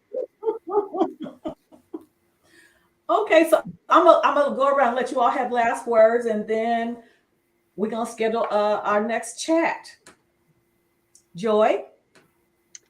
My last words are, hey, it's my hair. I'm gonna do real fun stuff with it. And it doesn't actually define me, but occasionally it makes me look really, really cute. Hopefully you can see this now. Oh, don't get blurry on me now. Come on, I've got this old computer. But I will Okay, figure back it this up, out. back it I'll up, take back a it up. picture of it. Go to the other side. There we go. You Yeah, can take see a part picture of of it. it. Okay. I'll send it to you. Yeah. Again, I'm No. glad that I Yeah. grew up when I grew up. And it's very cyclical. I think that the things that we're going through right now, they're just a different format. We're living history. That's it. It's good that people like ourselves are recognizing it, because we're going through the same thing. It's just in a different format. Mhm. That's my big thought. I would agree. Well, thank you, Joy. And until next time, I'll go ahead and drop you down. Thank you, darling. Okay, Kim, what you got? well, I just want to thank you for inviting me. And I love this support system and talking about different topics and stuff. And I agree with Joy. My hair, I want to feel the way I want to feel, and I want to do what I want to do with my own hair, because it's mine. And I've been through everything with this hairdo, with this hair on my head. So you know, and other things about the discussion. Like she said, we've been through it, and um, history seems like it's repeating itself. Hopefully, it's going to get better for us as a Black culture and as the world. You know what I mean? We're going to learn, and we're going to survive, and we're going to live. Right. Great opportunity here. I'm so glad that you're doing this, classmate, and I really enjoyed it. So, yeah, and I would like you to even send out some questions you want us to ask our kids, you know, and maybe, Oh, that's a good idea. you know, yeah, and so, you know, they can we can answer some questions from them also. So, thank you very much, Ronnie.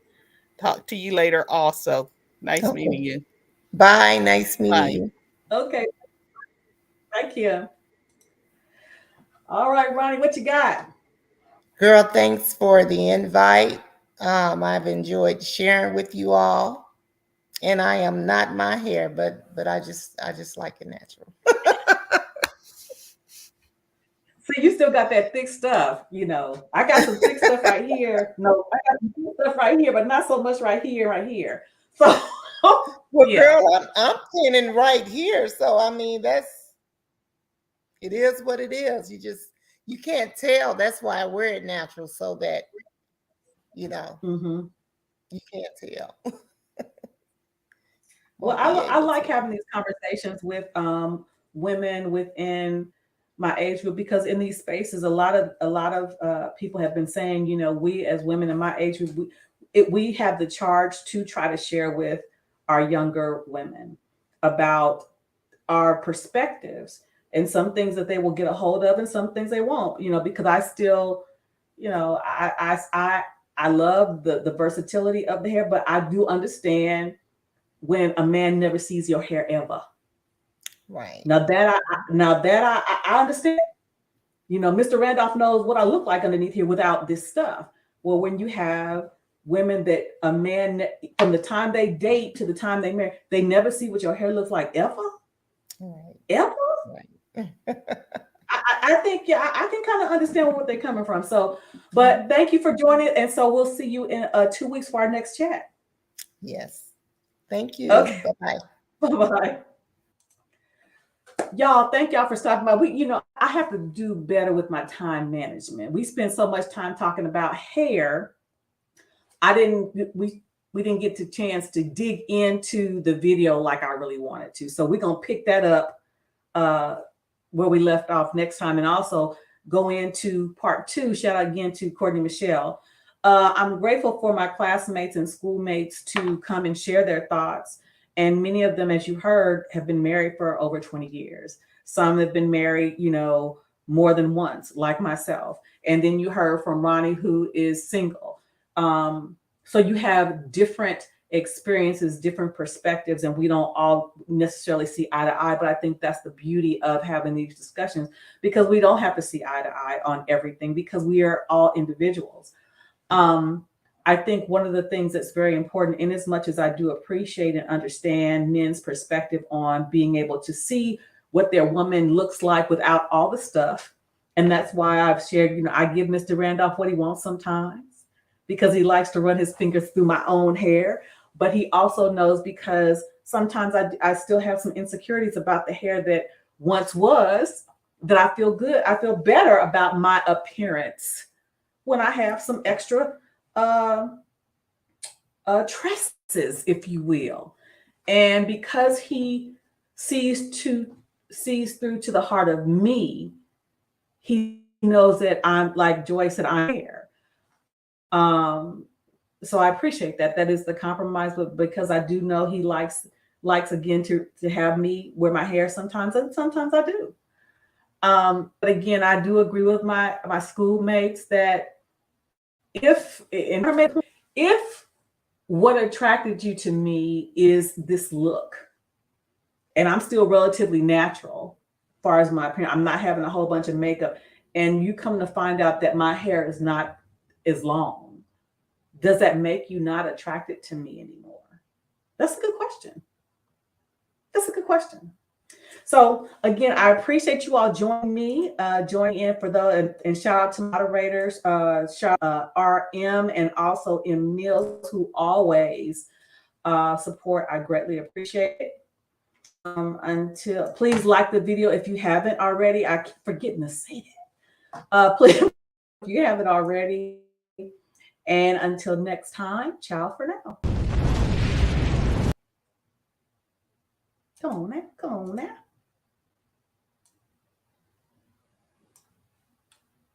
It's messing up. It's messing up.